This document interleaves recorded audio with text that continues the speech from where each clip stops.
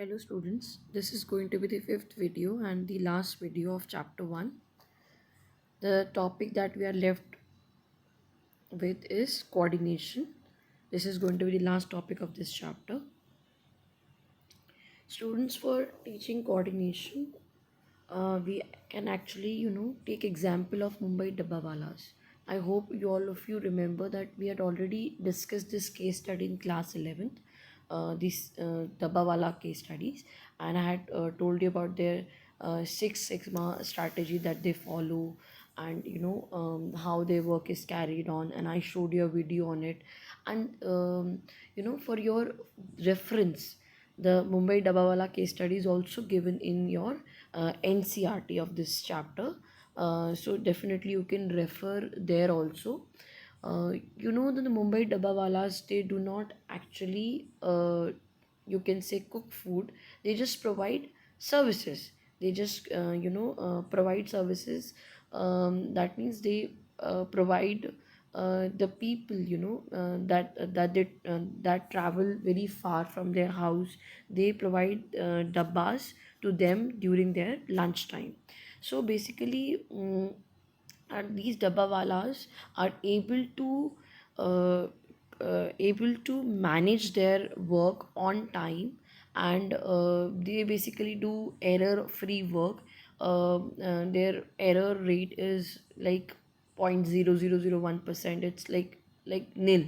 So they are able to complete their work like this because of the word coordination.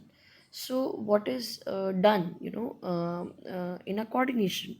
Coordination is basically a process by which a manager synchronizes the activities of different departments, is known as coordination. Students, I've already talked about different departments. You can actually have various departments in organization. These departments carry on different work, but these departments are very interrelated, to each other. For example, until unless the production department doesn't produce goods, how the marketing department is going to sell it, or how the you can say how the finance department is going to write accounts for it. So the coordination is basically synchronizing the activities. Synchronizing means integrating these activities, or putting them into a continuous process, or putting them into them such kind of series, that these departments actually coordinate with each other for completing the task. Let me give you one example of it. Suppose the production department is not able to produce goods because the raw material was not provided to it.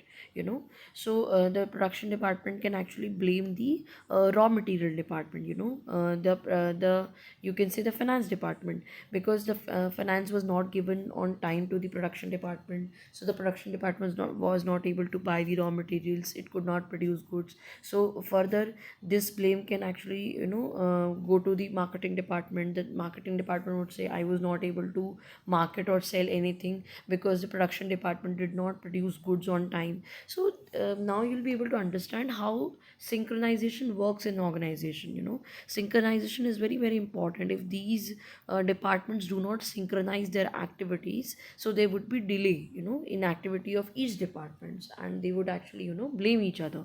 So this has to be avoided, and this can be avoided through the process of coordination.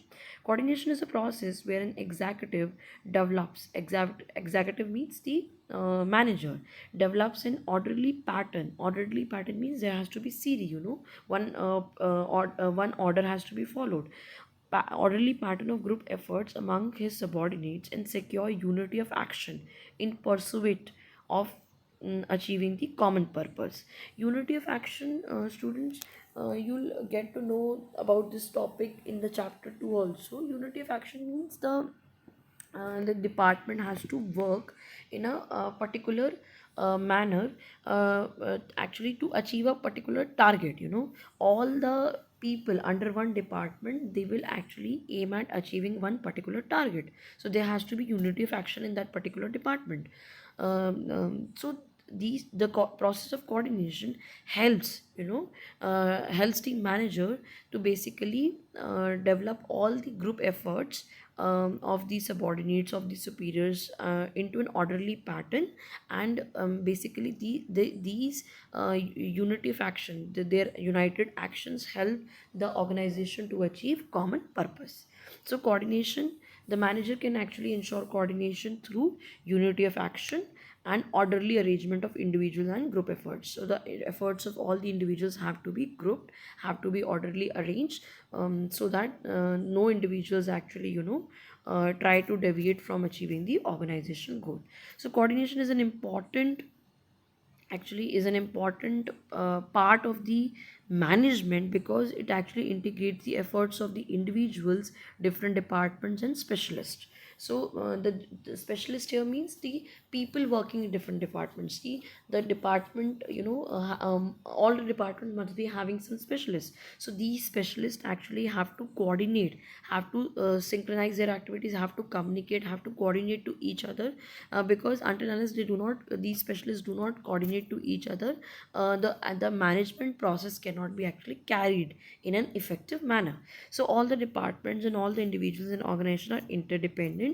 They depend on each other for information resources, to the to perform the activities. For the performance of all the functions of the departments, a manager needs to synchronization of the efforts to ensure removal of gap of timing, approach, efforts and interest. So here the role of the manager is very important. The manager has to actually synchronize the efforts of all the departments, so that there is no time interval gap, or there is no lack of efforts or approach in a approach of a particular department, so that the whole process of management actually, gets affected. So he also has to harmonize actually means is to put everything into peace. There should be, proper peace, peace between the individual goals and the organization goals. All the, as you remember, the objectives of management, all the organization individual employees are present in an organization with their personal objectives. They want to achieve their personal objectives, but the organizational objectives has also to be achieved, without actually affecting the individual goals. So it's very very important to actually practice coordination. If coordination is practiced well in a process of management, then the management is going to be definitely a good management. So now the next topic is, what is the importance of coordination, or you can say the essence of management. So the students, actually can conclude that management has got five functions, like planning, organizing, staffing, directing and controlling.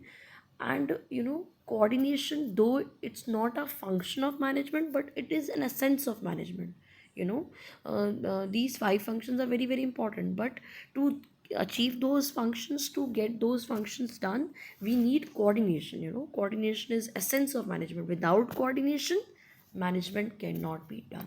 Please mark my words, without the help of the coordination process, management process cannot be done. So similarly, in this manner, we can call this as a sixth function of management, but we call this as sixth function of management unofficially. We cannot actually put this coordination into the diagram, right? So basically coordination, it begins at planning, when the top management plans for the entire management. These plans are based for the organizational structure development, which is the outcome of organizing process to fill the gap between the available and required workforce as per the organizational structure. Staffing is performed to ensure initiation of the action as per the plans. Directing is required, controlling take care of the deviation from the plan. So these five, lines again tell you that tell you the five functions of management, right? So these describe the five functions of management. So what is coordination doing here? We can actually, we can say coordination as a function within all the functions. Coordination is the sense of management which helps all other five functions to actually perform, through which a manager completes his work effectively and efficiently. And it is the coordination which helps the manager to effectively perform all his functions, Thus we can say it is the essence of management. So here we can conclude that without coordination nothing is possible in the process of management. So what are the features or characteristics of coordination? you know Here it should be the features or characteristics of coordination. So what is the first feature of coordination? Coordination integrates group efforts. Integrate means unites. So coordination helps uniting the group efforts. All the individuals are working for the betterment of the organization. So their group efforts has to be collaborated, has to be united. So the coordination helps uniting their efforts. Second, coordination ensures unity of action. Unity of action means there should be there should be a common goal, common objective to be achieved by all the people in under one particular department. So there should be unity of action. All the people under one department should be working for a common goal. Coordination is a continuous process. As the management was a continuous process, coordination is also a continuous process. We cannot say once the coordination is taken up, it's completed. See, coordination can never complete, until unless all the functions of management are running. So coordination actually is to be done as long as the functions of management are performed. Coordination is the responsibility of all managers, right? Definitely coordination is the responsibility of all the managers of all the levels of all the levels of the management, top level, middle level, or the supervisory level. So the coordination is basically performed by all the managers of all the levels. And coordination is a deliberate function. Deliberate functions mean it's a voluntary function. It's a function which is done out of willingness. One wants to actually coordinate, so one has to actually have the willing to coordinate with the other person or with the other department. Then only the coordination can be done. So coordination, we can actually say coordination has got 5 features. Number one, coordination integrates group efforts. Coordination ensures unity of action. Coordination is a continuous process. Coordination is responsibility of all managers. And coordination is a deliberate function. So these 5 characteristics of coordination are very, very important.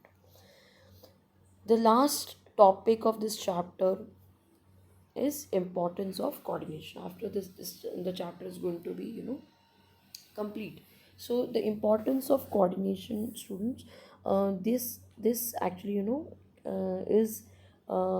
is actually basically can be explained with the help of 3 points: growth in size, functional differentiation, and specialization. These 3 points are very, very important. Oftenly this question is asked in the board exam: importance of coordination. So please try to understand this. It's not a very easy topic, so try to understand it. Listen carefully. Number one, growth in size. Growth in size, basically, example is increase in employment. Coordination basically helps the organization whenever there is growth in size in an organization. Suppose earlier only 1000 employees were working in organization. Now the number has increased to, let's say, 10,000, or later on the number is going to increase up to 1 lakh. So now how the things are going to be done, how the organization objective is going to be achieved? So whenever there is growth in size, coordination actually plays a very, very important role, because without coordination these employees will not be able to synchronize their efforts. So what is basically important here, it is important here to understand, with increase in employed person in an organization, it becomes difficult to integrate their efforts. Integrate means unite their efforts and activities. Like what could be the problem? Their behavior, habits, need, background, approach of work. Some may be lazy, some are maybe very fast doing some work. Some may be very dominant at their behavior. Some may be very submissive of their behavior. Their backgrounds, their approach of work, their behavior, they vary. So whenever the human behavior is involved, there's definitely a problem. So this problem can be overcome with the help of coordination. Every individual has his or her own goals along with the organizational goals, and in order to achieve organizational goal, there is a need of harmonizing individual goals with the organization goals. So as I've been telling you since the beginning of the chapter, that the organization goals have to be achieved with the with along with achieving the personal goals, so this can be done with the help of coordination. The next one is functional differentiation. Organization functions are divided into departments, divisions, and sections. I have already told you, an organization can have a number of departments, and departments can have different divisions. So each of them have their own targets and style of working. However, all such parts are independent in working but are related with each other, for the continuation of the work. So these departments may look different from each other, but they are interrelated, and their activities are interdependent on each other. So there has to be synchronization in their activity. So again, for actually putting synchronization to their activities, again coordination is very important. So whenever there is functional differentiation here means all the departments have different functions, so they have different functional differentiation. I hope this is clear to you. So whenever there is functional differentiation, there are different departments performing different functions, so their functions can actually be integrated with the help of coordination. So coordination is required to interlink the activities of all such departments. The last one is specialization. Introduction of new technology needs specialized people to be appointed who consider themselves as superior and others over the others, and then overlook the advice of the others. This often leads to a conflict including specialist and others. So in the previous video I already talked about specialists in the different departments, right? So all the departments may be having different technicians, different artists, or different people at different levels. So they could be specialists in their own particular job. So these specialists, they may have different opinion, they may actually have difference in their opinion. So all these individuals may start having conflicts, disputes, or fights among them. So this can be avoided with the help of coordination. Specialization, whenever there are specialists, these specialists actually coordinate with each other, and they basically try to help achieving organizational goal. So coordination is required to remove or overcome the differences in approaches of the specialist and others. So these specialists actually they can actually overcome their all the differences, disputes, with the help of the coordination. So I hope this topic is clear to you, students. I had already given you two assignments to work on, and these two assignments have to be submitted to me through G Suite. So I hope very soon you are going to actually provide me the pictures of your assignment, and actually actually uh, I'll just look into those pictures and actually tell you your all the doubts. And the third assignment that I'm going to share with you is going to be the assignment based on board questions. I'm going to actually give you an assignment which is going to include last 5 years board exam questions of chapter 1. So very soon I'll be sharing with you that assignment. So now students, this chapter is complete for us. Very soon I am going to start with the chapter 2.